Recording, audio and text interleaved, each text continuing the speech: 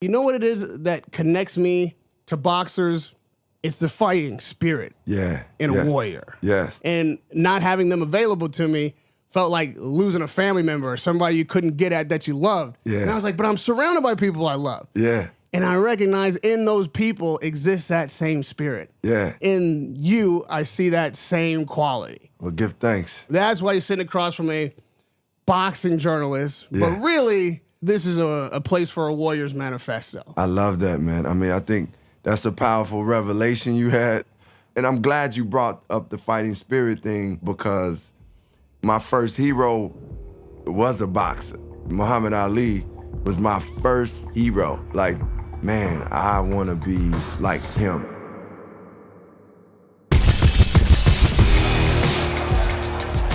As a broadcast journalist, I've spent my life traveling the world and made my living interviewing the greatest fighters of all time. When boxing shut down, I finally had a chance to look around this world of conflict and could see the fight in everyone. Until this day, I talk to the greatest fighters and thinkers of our time about their fight. On Luminary, I'm Radio Rahim, till this day. Today we start the first chapter in the book of Love's Ambassador, truly a Renaissance man. For all his talents, he's most commonly known for bringing the light, Ronnie Rashid Lynn. The exceptional Common.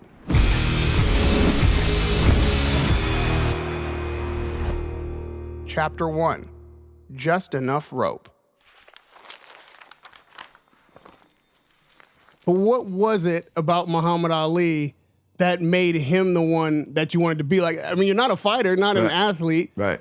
Was it his athletic prowess or something else? It was his presence, his aura, his kingly ways, and the things that he spoke about felt like it was speaking to me as a little black boy. When he was saying, I'm beautiful and black is beautiful and saying, I'm the greatest alive, it was striking something in me to see a black man saying those things and embracing himself like that and showing love for himself and having that confidence was something, you know, as a little kid, I'm just working to try to get to my confidence. And even as an adult, you work and develop.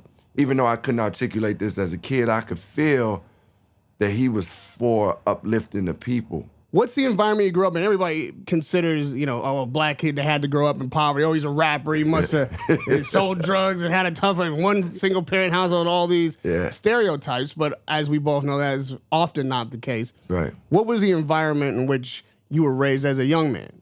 As a young man, I was raised on the south side of Chicago with a very loving and intelligent, powerful mother. By the time I was 8, my mother remarried with a great stepfather who was hardworking. My family had the balance of, you know, my mother made sure I went to church, but she made sure I was doing very well in school because she was an educator. She's a teacher, an English teacher, and she eventually became a principal, went on and got a doctorate.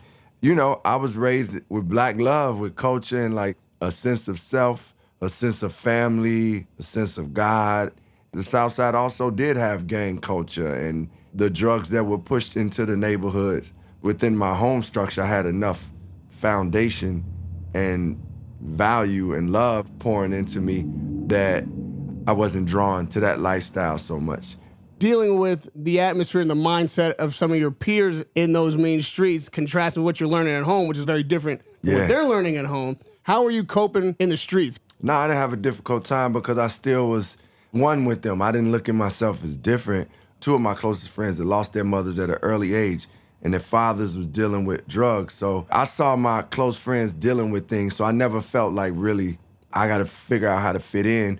It was times maybe I felt like I had more than they had, and I felt guilty or like I got to do something for them. But I did get into, you know, hanging around cats to gangbang. You know, I was part of that, but I had enough of a dream and enough of a vision for myself, knowing I wanted to be something and do something, that I was like, I'm not going that far. Like, I might hang out, but I ain't a shooter. That's not my nature. But I still was around Black Stones and Four Corner Hustlers, Vice Lords. It helped shape me and give me a roundness where I feel like I can go into different environments and feel like I could be myself. being able to relate to those kids and the ability to speak that language and be respected in that world. But I know that's not the same boy that's walking through the house talking to moms. Exactly. You got to switch it up.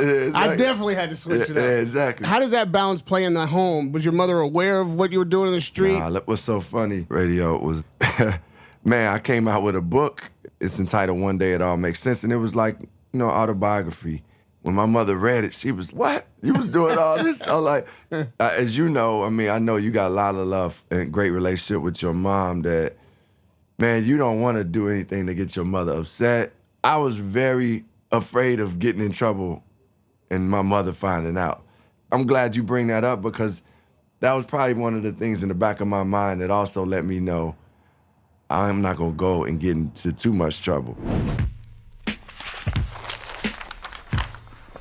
Your mom being an educator, growing up in a household where that is such a priority, throughout your career, I see an element of education, even at every level. It feels like even in the music, in the type of roles you choose on film and television, there's always some kind of instructional element to it, something to be learned from it. From Kanye to Kweli, not even just in hip-hop, Dave, as a comedian, all our parents was educators. When a person is a teacher, they want their children to be academically adept. My mother had me reading books that was beyond my assignments. She was like, I had to do a book report. And little did I know that honestly would show up in the work that I do, like my love for writing, my love for reading. And I had a conversation with Nas, and I was like, man, your father gave you these books. Because I saw his documentary, and he was like, yeah, my father and my mother gave me some books. and that's what helped elevate his rhymes. I was like, man, you was 19 rhyming at that level. And my point is, I always tell young artists, and I would just tell anybody, man, the more knowledge and information you have, the greater you're gonna be in anything. It just is what it is. Like, the knowledge is a opener to a whole nother dimension when you have it. So yeah, it shows up in my work for sure. When I wanna write, sometimes I'm making sure I'm in a reading space. Like, I read good books, because it just reminds me of how good writing can be. Having a relationship with your mother that's so close and not wanting to disappoint her, beyond that, you want to make her proud. Yeah, very true. I'm certain that her vision for you wasn't a performer to begin with. Oh, hell no. No, bro. What I learned as a very young man about the same age that you're talking about is, looking back, I realized I was weaving in my mother's desires for me and what she respected and understood to be achievement into what I actually wanted to do. The worst whoopings I would ever get would be for misspeaking, being inarticulate. Really? My mother she was so particular about etiquette and speech. More than anything, I could do so many different things that most kids would get in trouble for, and she would give me room. Be like, all right, well, you got to learn the consequences of that, and I'm going to let you figure it out. Yeah. But if you say it wrong, if you are acting up, showing your ass, as they say in public, oh, man, she had no tolerance, no patience for that. Wow. And as we sit here to this day, my career is based on articulation, on being able to communicate. Yeah. And that was her number one thing that she wanted to make sure she instilled in me, that you have to be able to communicate and speak to people of all different walks of life, all different levels of education. Yeah. If you can't do that, then you can't function in her home. Wow. You come from an educator. Where did the music ambition, understanding where you wanted to go in life, weave into satisfying your mother's ambitions and goals for you and making her understand that this is something of value I'm doing? Yeah, that's a great question. First of all, I got to salute your mom for having that type of insight, because what I realize, even when I hire people, how they speak actually affects my perspective. I don't know them yet, and I'm hearing, the first impression is for real. So if they're speaking and it's just like...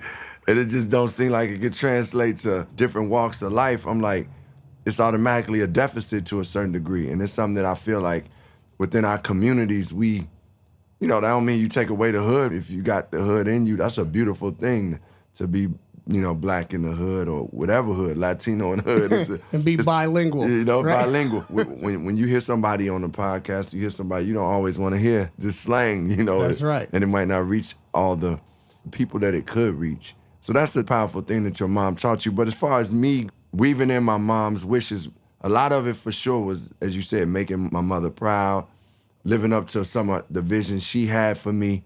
But all the while, my dream was, the seed was planted. Like, I wanted to be something. Even when I didn't know what I wanted to be, I wanted the planet to know I was here, And that developed from me loving the game of basketball to eventually just being a hip-hop artist. I loved, writing, so I just became a hip-hop artist. Now, she didn't even know I was rapping. I was making demo tapes and everything. It just was nothing I even had to, tell her. It just wasn't like, Ma, I'm doing this demo tape, listen. I knew what her goals and visions for me were. I was excelling in that. I was a great student. I ended up attending Florida A&M University, a black college down in Tallahassee, Florida. They had a great school of business. I went in majoring in business and was doing excellent. I got straight A's one semester. My mother was super happy. But then the beginning of that next semester, the call came that a label wanted to sign me. So now I had to tell my mother, Hey, Ma, I gotta leave school to go pursue this dream. a dream that she don't even know I had. You can understand how What was that conversation? that conversation was like, What are you talking about? like, she didn't play music around the house. She's not an artist. So she had no idea that I was even doing music. So it was shattering for her because she's like, Man, you are doing super good. Like, why are you trying to leave school to go rap? And Right. at that point, Sounds rap crazy. didn't sound like a career to her. I was like, Ma, this is my dream. And then eventually talking to her, she's like, Okay, I'll give you a year. but she gave me that year and then I just kept pursuing it. Because within that year, I didn't create success. I had the thought that when you release an album, you're a star. But Right. that was the contrary to any career. It's always a journey and work. So when that first album came out and I still was barely able to take care of myself, she was like, Okay, are you gonna go back to school? and I was like, nah. What's funny is the time she really was like, okay, keep pursuing this music, is when I put her on the album cover. I put a picture of me and her on the album cover, like when I was young. It's this album, One Day It All Makes Sense, and it's like, it was a picture that we were just coming from a vacation. And I put that on the cover, and her face was on all these park benches around, all these benches around Chicago. And when she seen that and her friends were coming up to her, Hey. she was like, hold up, you're actually doing something. So to this day, she knew it was no turning back for me. Oh, boy, that was a savvy move.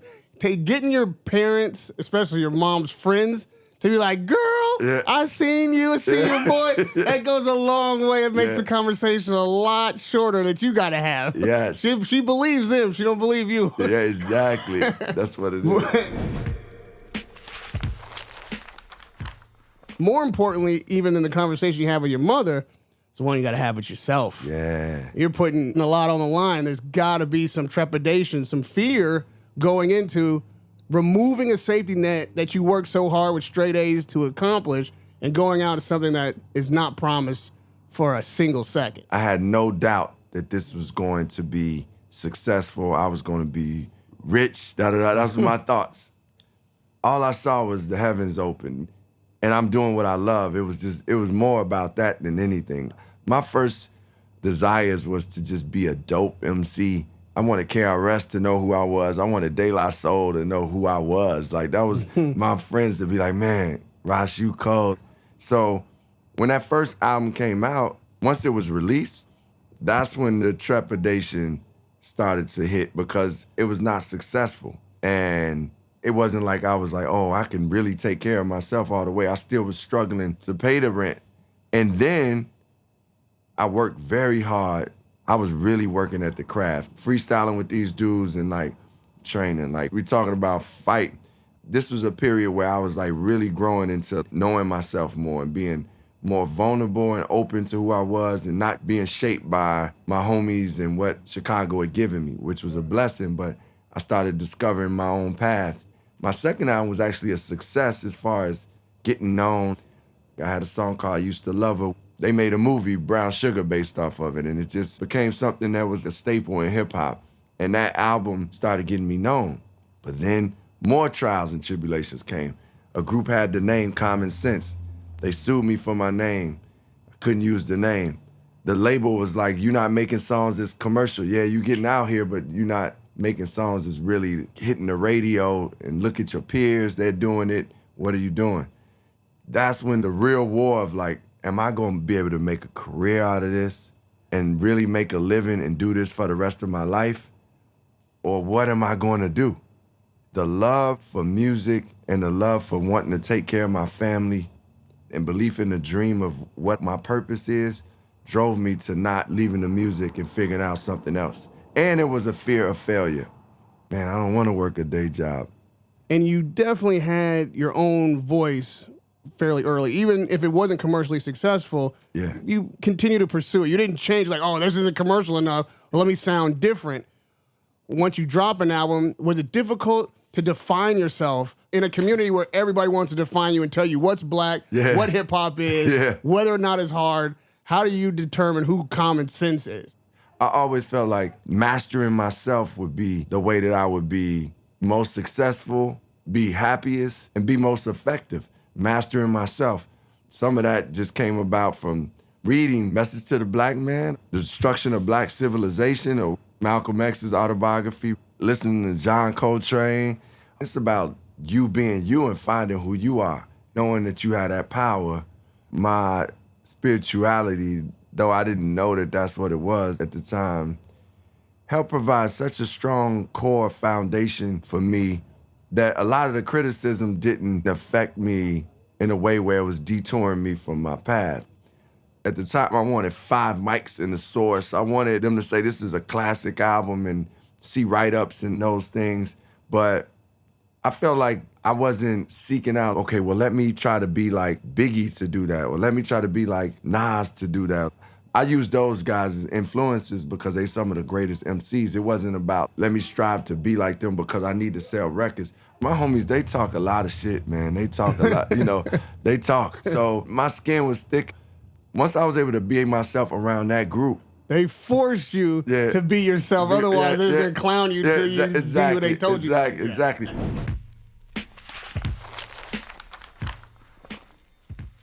So then I was able to take that into the world for me. Right. And then some of it, radio was like, I still was finding myself. I'm still, to this day, you still learn new things about yourself. You change. I was finding myself, so when I found certain things, I would just express them, and I wasn't afraid to. That's why at a certain point in my career, you see me dressing with crochet hats and being real earthy. That's where I was in life. Another period, I did an album called Electric Circus that's heavily influenced by Jimi Hendrix and Pink Floyd and Radiohead, and that's where I was in life. Then I'll do an album like B, which me and Kanye did. It's to the essence of hip-hop, the core. That's why I do songs like The Corners. My point is, in the journey, I felt like wherever I was able to express it. That's what hip-hop and artistry has given me. I can express through that. You're dealing with different thoughts and emotions. I say things in songs that I didn't say to people. Inside, there's always the self that exists, but if you're mature and educated, you can recognize that that's not the self you want to put forward. Right. And that's not the path I'm on. Right. But it's in there. Yeah. You still growing up in Chicago. It's a tough town. You're a tough kid. You're in a tough industry. It's street. And when people think, especially now of Common, it's just glowing love and acceptance and vulnerability of this guy. He's a heartthrob. Yeah. But what about that gangster and that fire in the belly? That's there, man. I'm a warrior. Points in the career, I battled cats. Ice Cube or me and Drake got into it. I'm a warrior. I'm going to go at them as they come at me. It was a book I read called A Peaceful Warrior, right? And I look at myself as that. I'm a search for peace more than anything. I believe love overcomes all negative things. But sometimes you love people, you got to whoop their ass, too.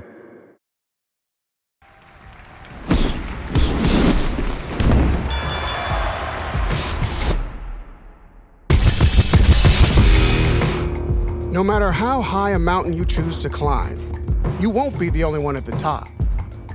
That's when you realize even the highest peak needs common ground. Chapter 2, The Summit. Early in life, often the brightest burning fires are the ones when you fight to defend something you love. Yeah. Or you love something and you are fighting for the definition of it. And so just as you're reaching some commercial success, getting that notoriety that eluded you in the first album, you come with, I used to love her. I mean, love's right there in the title. Yeah. But it was seen as combative because you were defining something a lot of people love. Yeah. And you were owning it at an early stage in your career saying, yo, this is what it is. And the way it was responded to, it reminded me of you telling some dude that's dating a chick, yeah, yo, this is what this bitch is like. Yeah. If it ain't what he want to see, yeah, then he don't want to see that in her, boy. He ready to fight you. Right. So having that first experience where, okay, well, you're in the community now, but you got some beef starting up in the community with guys who maybe have more commercial success than you, more notoriety, bigger dogs at the time. What's that like in the moment for you? Man, in the moment, it's like, I don't care how big, popular, I don't care how hard this person is. You struck something in me that makes me know that I gotta fight back. I love Cube, and he dissed me.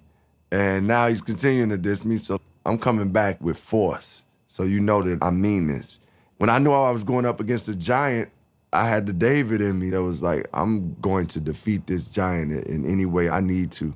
In this song, you probably weren't coming at Ice Cube as an individual, but something you saw happening to what you love, the music, the art of hip-hop, you felt was destructive.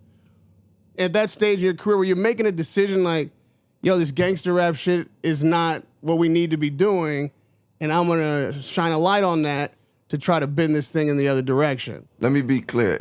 I wasn't just opposed to gangster rap because I listened to NWA. I loved Compton's Most Wanted. I loved Cube. So it wasn't like I was just like, yo, no gangster rap. I just was like, the music has to stay pure. I'm not only a protector of hip hop, but I'm a protector of art. Art is a gift. Like, it's a blessing from the creator. You know, we gotta stand up and challenge when it's being exploited, when it's being diluted, and when you don't see truth. I can't describe what hip hop should be for each and every person, but I told it from what it was for me and what I knew the culture to be. You know, like you said, you see a woman and you tell you like, yo, this is how this woman, you gotta treat this woman like this. I'm gonna do that. I'm gonna stand up. If we go back and forth, we just disagree to disagree. Conscious rap, they called it, right? Yeah. And you're right. West Coast rap was taking over, the message was changing, and they would say, well, this is what we're experiencing. We're not on that, you know, my brother shit. We're on this gangs and Crips shit. Like, this is where we come from. We should be able to talk about what our experience has been. And they saw conscious rap as soft. And everybody expresses themselves in different ways, but fortunately, Minister Farrakhan had a meeting with all the hip-hop artists. This was right after Biggie had been killed. In a room like that, with these contrasting viewpoints and different levels of respect, even for Minister Farrakhan and how they perceive him, very few people have been in that room and know exactly how that experience played itself out. Describe it for me. That was one of them life moments where you're like, wow, this is historic right here. Because Minister Farrakhan so intelligently and caringly spoke to us and let us know, man, we were acting like slaves in many ways. He broke down the Willie Lynch letter and he was like, man, you all are pitting yourselves against each other because you live in this area, man, and we ain't even owning the land. And Cass was like, you know what, you right. And as you said, Radio, everybody had different reverence for Minister Farrakhan coming into the room. Everybody, you know, I'm from Chicago. I went and seen the minister speak. I had friends who were in the nation. So I was like, this is Minister Farrakhan. And then some people may have a different perspective. But while we were in that room, you couldn't help but just absorb the wisdom, the power in what he was saying, and the truth in it. And everybody left there with the charge to know that we got to be responsible for ourselves and each other and not fall into the pit of, oh man, West Coast, East Coast, because brothers was dying. We lost two of the greatest artists ever over nonsense. We lost some greatness, and them dudes was young. So to sit in that conversation and actually hear some wisdom coming from an elder that we all gained. I mean, I already had respect, but you just gain even more understanding of why he is who he is. And I saw the effects of it because it was less than a few months after that I was in the West Coast doing a commercial with some of the same guys I was beefing with, and everything was peace because of that meeting. And some of the cats I was beefing with, whether it was Mac 10 or WC, them dudes is from the West, they from LA hood. They from like Inglewood, and like they from the real parts of LA. So some things ain't gonna just stop them, but they were still taking heed to what Farrakhan said, and they also saw a bigger picture. It was powerful, man. It was like life-changing. I just really respect and honor Ice Cube for just who he is, man. He's been super dope with me ever since. That meeting was monumental for hip-hop, too. I was able to be a part of Barbershop, the film, which he produced, and, man, that's my guy now. So right, it's like... as it should be. Yeah. Now, you describe that as a turning point, recognizing, amongst other things, we can beef. It's still battle rap, but it's art. Yeah. And we leave the beef on wax. And I can come do this commercial in L.A. and not feel like my life's in danger. Yeah. Hey, you can do barbershop and I can still get a role because this ain't personal. Exactly. You've been chasing some monetary success, commercial success, awareness of who you are, and carving out your place in the space. When was the first hit for you? Like, oh, this is actually a hit. Right. The Light was the first hit. And I say that because it was the first time that I remember seeing young black kids singing my song. Like, it was the first time I was ever performing on Summer Jam stages in different cities and going to radio stations that were pop stations, going to do interviews on those stations. It was the first time where Prince was like, yo, man, I really like this song. And came and saw me at a concert, and he wrote me a letter and just acknowledged that song. We performed it for Erykah Badu's birthday party. So I knew that song was the one. That's when I felt like what a hit feels like. Yo, these little black girls, they wasn't singing I Used to Love Her or the song Hungry or Resurrection, but The Light they were singing.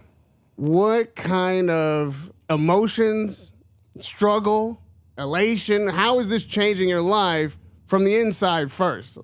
Overwhelmed from the inside, meaning I was really grateful. I was really like, finally, yes. But, man, I don't celebrate in the end zone. I score a touchdown. I ain't a big dude that's gonna stop and celebrate too long. I'm getting on the Chris Rock show, performing in places internationally that I'd never been to. So I was still taking in the moment and feeling the joy, but I also was thinking, what's gonna be the next musical sound? Where am I gonna go next with it? But I ain't gonna front, I was super geeked. I was geeked. Is there anything inside you that's feeling like you're taking a side road? Now, like you said, you've done a commercial, you're starting to get film and television. These things can pull you away from your initial dream. They can dilute the vision. Well, let me tell you, radio, I honestly needed that diversion. I was trying different things because I hit a ceiling with music for a second. Like, I just felt at that time, I didn't know where to go with the music. It was right after, like, Water for Chocolate that I really began studying acting. Artistically, I felt like it was some other thing out there for me that I could express myself in that would feel that love that I have for art. Nothing touched me the way acting did. I went to my first acting class and I was like, oh man, like I felt something that I hadn't even felt expressing myself through music. Working on becoming some other character, you having to deal with emotions that you don't necessarily always bring to the surface. And especially in hip hop, and I'm known as one of the open hip-hop cats. But I still, some things that I hadn't brought to the surface. Acting allowed me to do that, and it's liberating. Acting became a gym for me, and less of a diversion. It became something that was adding on to my artistry and to who I was as a person, and something for me to pursue that I knew I could be great at some point, and I'm working towards that greatness, but I knew I was just beginning. I knew it was going to be a long journey. And I really would be on tour looking forward to going to acting class. Music was helping acting, and acting helped me with music, because it was times where I really didn't feel like doing an album, but I had scripts I wanted to do and work that I wanted to do as an actor. And that's good, because I don't want to put out any music when I don't feel it, when I'm not inspired. Right. I won't do that. And if you don't have something else to do, it's another way to get money, the pressures of getting that money might make you put something out subpar. Point blank.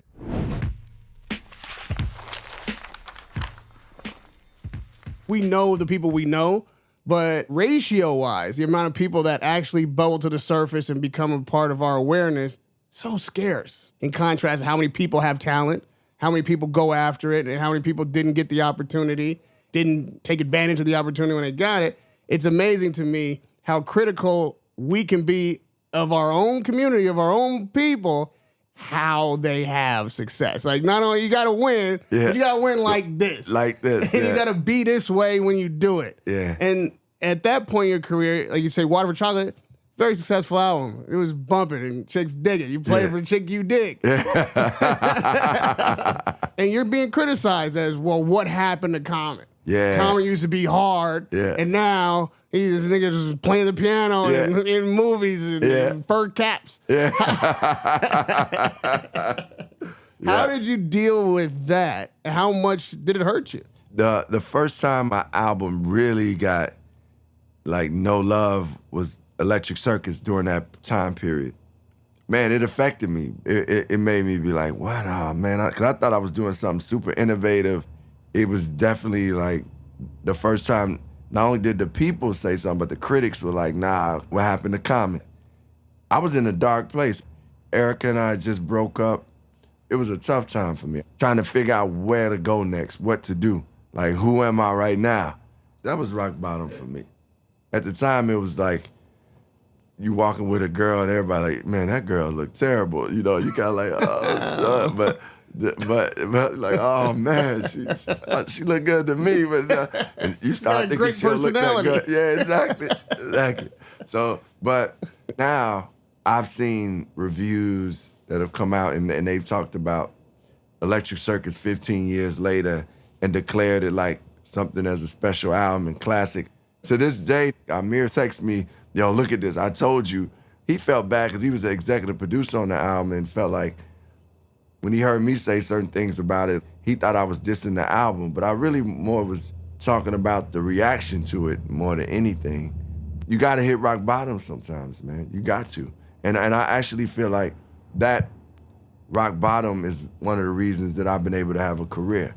In that dark place, when you feel like you're at rock bottom, the fears kick in. Like, hey, maybe this is it. Maybe I'm a one album guy. Like, I had a one hit, and this is all I'm gonna be.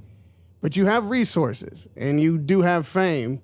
When you're alone with money and you feel like you're at rock bottom, a lot of things can creep in that can distract you and keep you down there if you don't overcome them. What did you have to overcome in those moments? Well, finding self-worth throughout all the noise and comments and finding what my purpose is now at that point in my life. This person said, Oh man, Erica got Rosh doing these things. like, Erica got Common dressing like this, and oh man, she got him doing that music.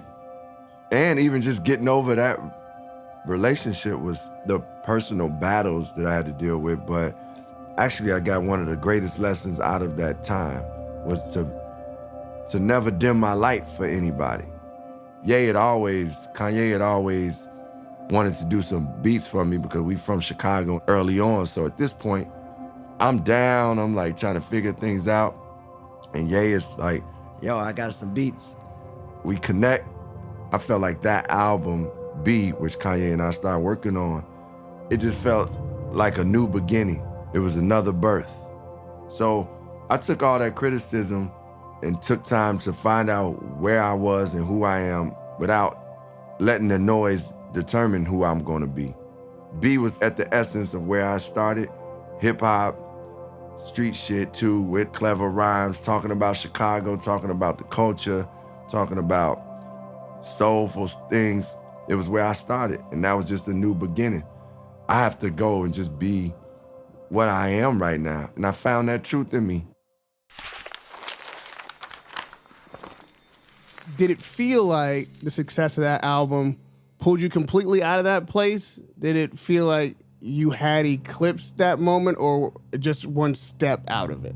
I had eclipsed that moment. It was amazing because as I was on that journey of like embracing my greatness and self-worth and being okay with declaring those things, in steps Kanye, who is a very confident person, and he was doing what I was working on. Like, he was doing it. He was saying, hey, I'm great. Check me out, y'all. He didn't have a problem with it. So by the time I was on B, I started seeing the things that I was working on coming into fruition. It started like materializing. I got my first acting role, Smoking Aces, during that same year. B was the album where when I was doing listening sessions with journalists, I would actually say, man, this album is classic, y'all, check it out. I really could declare what I felt about the music and not feel like I was offending anybody. I did that, and that album came out and got classic ratings. I see the power of belief and word and using words in powerful ways.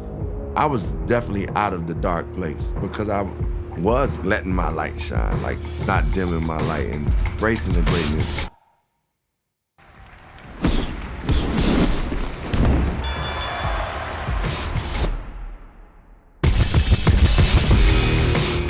The purpose of finding your light is to shine.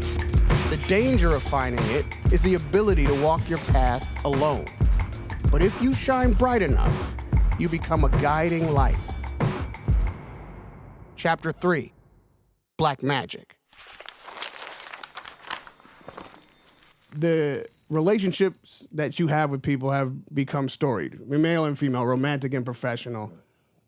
The relationship with Hollywood, as opposed to relationship with hip hop, how do those two contrast? What's the environmental difference in how you have to rock? Well, see, rocking in Hollywood, it was a new world because the music world was a little more loose.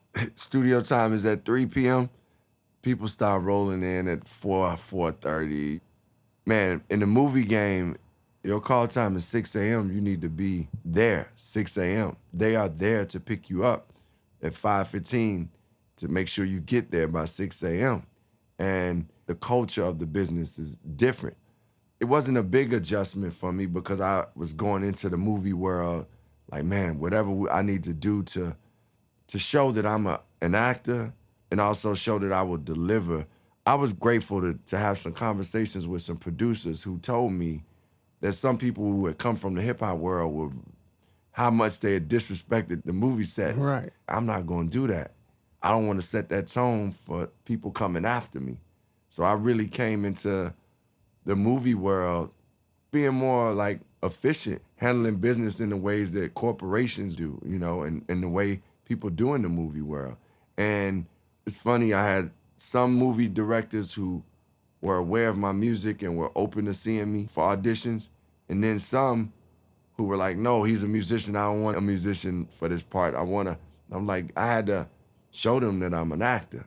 But even the battle of getting in the room at times was difficult because I was a musician, and sometimes it was helpful because I was a musician. So Right. I had to just take it situation by situation.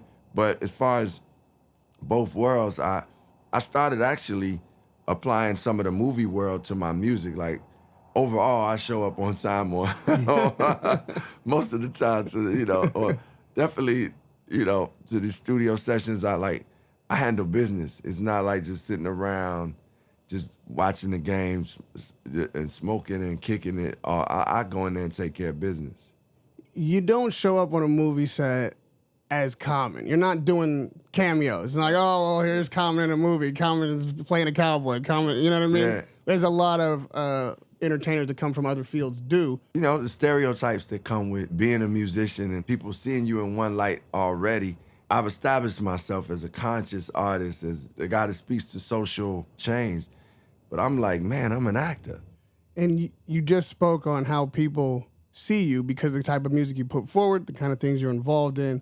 There's an expectation of not just maturity, but leadership from you.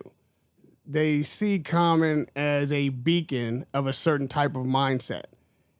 And at this point, we're talking now after Smoking Aces, American Gangster. And now we got Denzel Washington. Yeah. It's another level of stardom. But the pressures of maintaining who you've branded yourself to be while still growing into an evolved human being like we all are attempting to do, where are you internally with that fight? You know, it's been different hills to climb, but man, I am a fighter. Because it was a point where you conscious and you think like, oh, I got to do this way. And like, I remember my mom was like, when I first started getting to go to the White House when President Obama was in office, she's like, Man, you can't be saying nigga on your songs no more. You going to the White House. I was like, what? What you talking? And for a second I started thinking about, Oh, wow, maybe I can't. then I just was like, man, this is part of the language I speak. I'm speaking to my people in this way. I'm not saying it to down nobody. This is part of what I do. This is part of the way I communicate it. I do change with certain things. There's certain words I used to say that I don't say. I'm cool with that. But if I was being real honest with where I was at, and I was like, no, I am going to still say it. So I'm not going to just change to try to fit into a bigger scope of things. You know, to Hollywood, I bring myself now more than ever. What's going on in our communities, I'm going to talk about that. Whether it's we in a meeting about a movie or not, I might just talk about it. And then when it's time to work, I do like gangster movies. I enjoy them. So I just strive to do great art, man. Things that I really would love to see, love to hear. Let the work that I'm doing as an activist, putting good energy out there, let that be the way I live. But you're also a star now. You're a heartthrob. You're especially in the black community. Half the chicks might have been going to see Denzel. The other half was there to see Common. All right, let's go. Let's go. I ain't mad at that. So dealing with celebrity, twofold. Rap is one kind of celebrity you got to deal with. Same for television and film. How is Common, the superstar, differ from Common Sense, the rapper with a dream? Yeah, Common Sense is the young Rashid that didn't know what it entails to reach certain levels and how conduct does affect your success. Young Rashid or young Common Sense, I had all the homies coming to my shows. They were breaking into other people's dressing room, taking their riders, and I'm like, what were we doing? Why was eventually I had to stop allowing that to happen or cutting down on bringing everybody along to these shows and not being professional. I wasn't professional at that time. I didn't learn what professionalism entails. And I think now, seeing and experiencing the things I have, the value I have for what stardom is, what it brings, the whole mentality of to whom much is given, much is required, I make better choices. I think about the outcome of things. You understand things from a different perspective and you just don't go out there and do crazy shit. There's always a moment that you recognize, hey, everybody's not going to make it. Joe Blow over here, I remember him from high school. He had mad skills. He had talent. And whatever turns and decisions he made didn't get him to a place where that talent is going to be what is the story of his life. Many people fall by the wayside while you continue to ascend. And survival guilt kicks in. You're connected to these people. You feel a part of a community. And now you're one of the sliver, a fraction of people from this community who have succeeded beyond everyone else's wildest dreams. When did that moment come for you? Man, that was early on for me because out of my neighborhood, I was achieving some success that we hadn't seen come out of our neighborhood. And that responsibility of getting people out of the hood becomes yours because you got out of the south side of Chicago. You've achieved success from that place. And you're looked at, still to this day, as, man, you got to help us get out now. I think it's a balance to that. It is my duty to help others get out. It's also my duty to teach them to help themselves to get out. That's the responsibility I see within myself, to actually be honest with the people who are looking for me to do things, and also provide ways where they feel empowered and can actually do for self. Because I put a friend of mine on a song that we did. The Wu-Tang was on it. It was a compilation album to raise money against fighting AIDS. But I didn't put him on my next album. This created a whole war with somebody I know since I was in nursery school, a good friend of mine. And I got into a literal fist fight with my guy because I didn't put him on this album. I mean, we good now. Like, we said we grown, we friends. But I was fighting with myself about it because it was like, I want to give him an opportunity, but at that time, I didn't feel like he was right for that song. It's the art, man. If it don't fit what's going on, do I just put them on the album, even if I don't think it fits? Ultimately, I'm not going to be able to sit there and pull them all the way through their whole career because I got other things that I have to take care of. Right. Is that isolating for you at all, recognizing that people see you as a vehicle? Doesn't mean they're not genuine friends, but at the same time, you present an opportunity factory. Yes. How isolating is that, recognizing at this point that you're a self-driven person? You're by yourself a lot. Even if you're around other people, it's a real solo journey. Yeah. Has that been the experience you had? I mean, it's times radio where cats be calling me. Yo, what's up, Ross? You good? Yo, man, I need you to see if you can send me like 2,000 for, man. And I'm like, man, is our friendship here? Like, what about our friendship? We don't even talk as much as friends. It's just always asking. You gotta remind people, I'm not the person that's gonna be able to take care of you financially. I'm your homie, man. They don't know what you're experiencing. I look at it less as isolation as, I like solitude sometimes, being by myself and like just having time to clear my mind or watch a basketball game, sit and listen to some music, read. I love those things. Like during this whole time in quarantine, I really gained a lot of things being by myself. I'm used to traveling and stuff, but I'm an only child, so I enjoy that solitude. And I really love connecting with people. So once I started giving myself the things I needed, when people needed me more, it wasn't as pulling because I've already taken care of myself. So I don't feel like I'm depleted. And I also have the maturity now to communicate and have boundaries. Boundaries is something that you don't learn till you get to be an adult sometimes. Like, man, you got to set a boundary. You got to take care of yourself. Because I take care of myself in those ways, now being a person out of my community that people depend on, I just make sure I'm very clear, very honest, make sure I take care of myself, and I make sure that I'm doing what I said I'm gonna do for the people.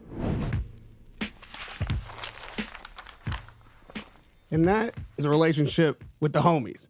That's the kind of strife you deal with in brotherhood. Right. When you look for companionship, someone who can understand what you're going through, heterosexual men, look for that in women. Right. You're a heartthrob. You could get any type of chick, you could live any kind of way. And most guys would take as many opportunities as possible. But you have defined yourself in romantic relationships by the choices you've made. You've chosen women, even early on with Erica, who are sometimes beyond your status at the time. Yes. And superstars, goats, Yeah. in their own field. It's notable that they're also women of color. Yeah. Women who are powerful and strong and successful are in existence, but not plentiful. It's like everything else. The more you narrow demographic, the fewer of them there are. Women of color who meet that standard are far and few between, ratio-wise. Yeah. You know what I mean? We got a lot of them, but it's not a lot of them. You know? And you don't have to be a superstar. It's just... It helps. Yeah, I mean, it's great. It's great. It helps. It helps. It does help. I'm attracted to power. Women who are powerful, who are intelligent, who care about people, who have a gift and something special about them. How difficult is it to succeed? A black woman in American society, she has the most challenges because she's a woman and black. What I found in each woman that I've been in a relationship with is that they have a tremendous amount of power, strength, and heart. Their heart is strong and is real passionate and loving, because you gotta have it to make it to that level with all those challenges. What would you say is needed in a relationship with a black woman, even if they're not at GOAT status yet, but it has that kind of ambition? If you were talking to other black men, what would be the advice? Like, yo, man, be aware of this. Or I know you have a tendency to do that, but that's not the girl you do it with. Definitely don't generalize. Each sister you date is gonna have their own experience and individuality. It's important to listen. Throughout any relationship with a powerful sister, it's important to respond with love. To get on another level, man, we've been dealing with so much trauma throughout our generations. When a woman is in a relationship with a black man, she has to understand some of the things that he's been taught and not taught. And then a black man has to understand that with the woman too, that is powerful. With a powerful person, you still have to be a visionary, a leader as a man. And that doesn't mean leading with physical force or power. You know, you can lead with love, with vulnerability, with good decision making. That's just some of my growing wisdom when it comes to relationships. That's the love, doctor. Yeah, Get him out of here. Yeah, you know what I'm saying? You know.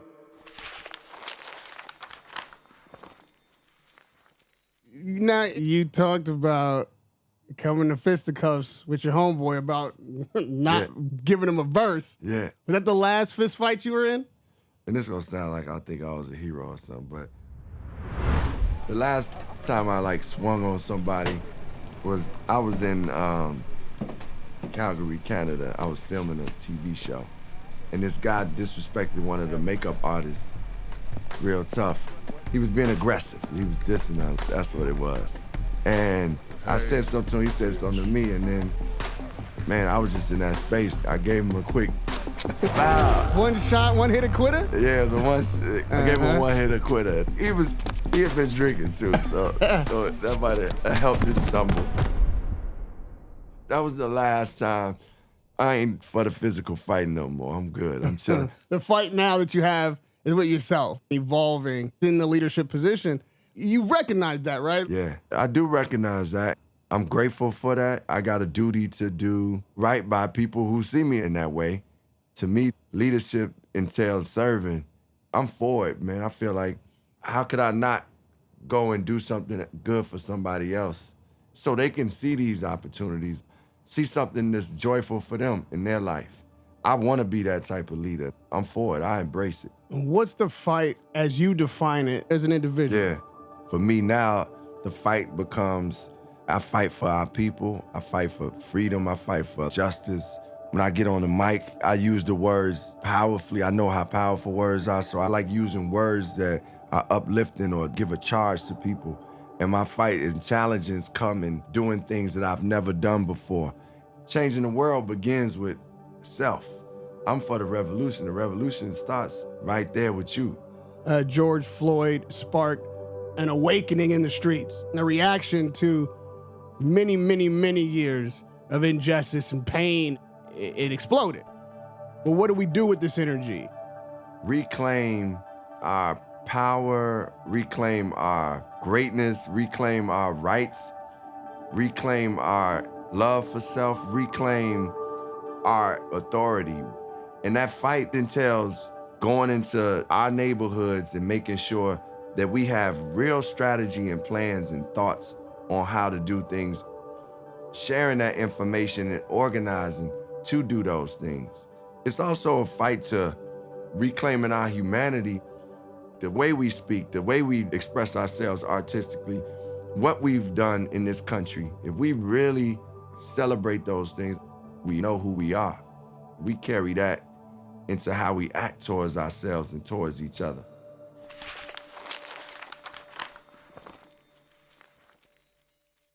When people introduce you, they say rapper, They say actor. They say author. I say a general in this revolution. Give thanks. Yes, sir. That is the leadership that you've exemplified today. That's common sense. Give thanks, brother. Please continue to get these warriors on the front line. And in all those battles that you just mentioned, I've seen you succeed and do the things that we all need to do as individuals so that we can get together as a collective and make a serious change in our condition. So for that, I appreciate you. Give thanks, I bro. love you. Love you, brother. Thank you for the time. Yes, sir. War General. Yes, sir. Common. Rashid. I appreciate you, brother. Love. Thanks, Love, Radio. brother.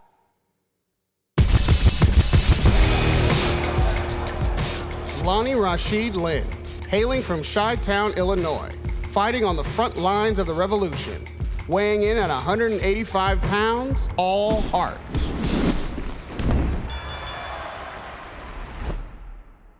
Common. To this day, Radio Rahim. To This Day is a Luminary original podcast. It's produced by Pilot Boy and Alex Casnoff for Salt Audio. Executive produced by Dave Chappelle. And me, Radio Rahim. Most importantly, I'd like to thank my mom. You may know her as Dr. Rita Muhammad, without whom none of this is possible. Original audio production, music and sound design by Salt. Executive produced by Pilot Boy. Executive produced by Noah Gersh, Jamie Schefman, Nick Panama, and Kenzi Wilbur. Creative producer, Alex Casnoff. Executive producer, Elliot O'Day. Head of production, Liz LeMay. Head of engineering, Jordan Galvan. Production manager, Allie Strobel. Post coordinator, Alice Bearn. Edited by Geoffrey Mutchnik. Mixed by Salt. Additional editing and sound design by Jasper Van Dijk and Noah Kowalski.